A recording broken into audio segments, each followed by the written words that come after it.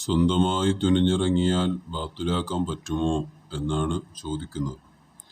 തീർച്ചയായും ഒരാൾ സ്വയം ആത്മവിശ്വാസത്തോടെ നല്ല നീയത്തോടെ എനിക്കിതിൽ നിന്നും മോചനം ലഭിക്കണം എന്ന ഉദ്ദേശത്തോടെ ഒരാൾ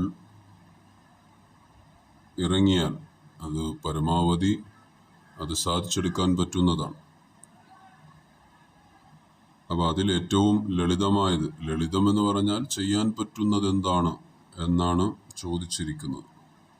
അപ്പോൾ തങ്ങന്മാരുടെ അടുത്തും ഉസ്താദന്മാരുടെ അടുക്കലുമൊക്കെ ധാരാളം പ്രാവശ്യം പോവുകയും ആദ്യം കുറേയൊക്കെ മാറ്റം ഉണ്ടാവും, പിന്നെ ഇതിൻ്റെ പഴക്കത്തിനനുസരിച്ചത് വീണ്ടും പൊന്തി വരിക. വർഷങ്ങളോളം സെഹ്റ് കൊണ്ട് ബുദ്ധിമുട്ടുന്നവർ, ശൈത്താനിയായ ഷർറ് കൊണ്ട് ബുദ്ധിമുട്ടുന്നവരൊക്കെയുണ്ട്.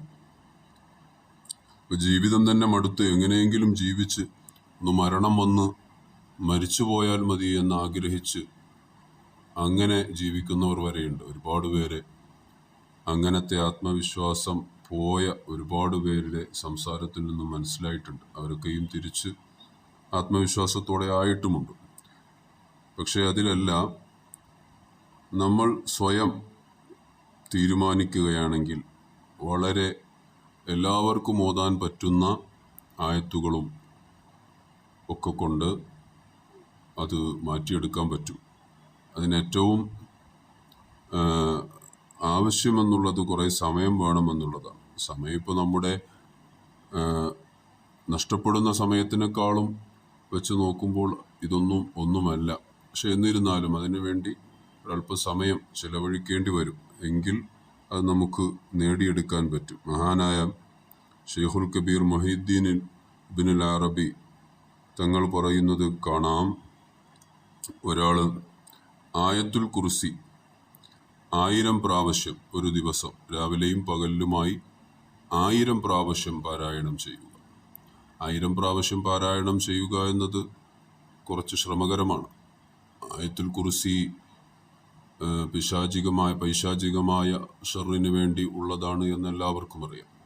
ഒരൊറ്റവട്ടം ഓതിയാൽ പോരാ, 1000 പ്രാവശ്യം പാരായണം ചെയ്യണം. ഇത് പറയുന്നത് ചെറിയ എന്തെങ്കിലും ശൈത്താനിയായ ബുദ്ധിമുട്ടുള്ളവർക്കല്ല, വർഷങ്ങളായിട്ട് അനുഭവിച്ച് മരണതുല്യമായ ജീവിതം നയിക്കുന്നവർക്ക് ഇതൊന്ന് പരീക്ഷിച്ച് നോക്കുക.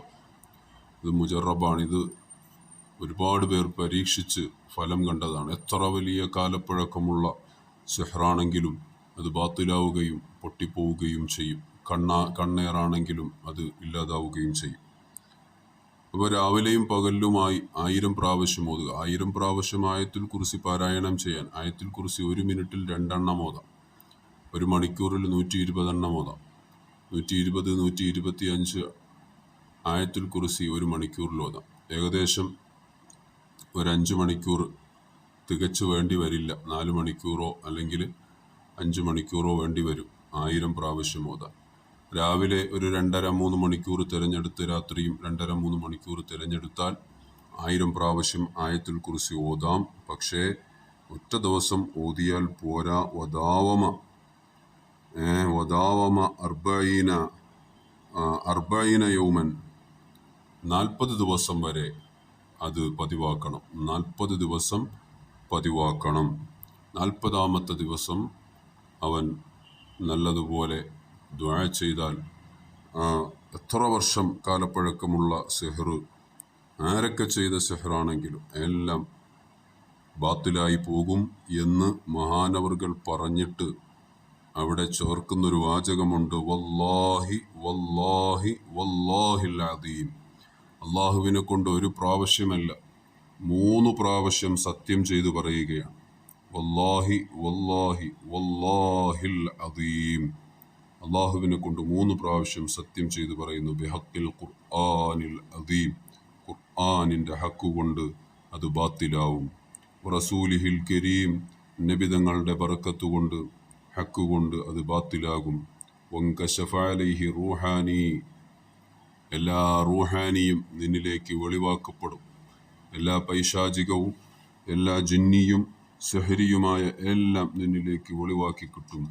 എന്നിട്ട് വതജീഉൽ മലായികത്തു, മലക്കുകൾ സംഘമായിട്ട് വരും.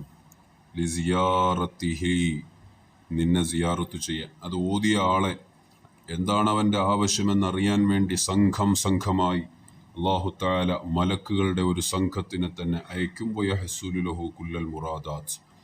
ആ മലക്കുകൾ വന്നു കഴിഞ്ഞാൽ പിന്നെ പിശാചിൻ്റെ സാന്നിധ്യം ഉണ്ടാവൂല. അതും സംഘമായിട്ടാണ് വരുന്നത്. ഹിയ ജുനൂദുല്ലാ, അള്ളാഹുവിൻ്റെ സൈന്യമാണ്.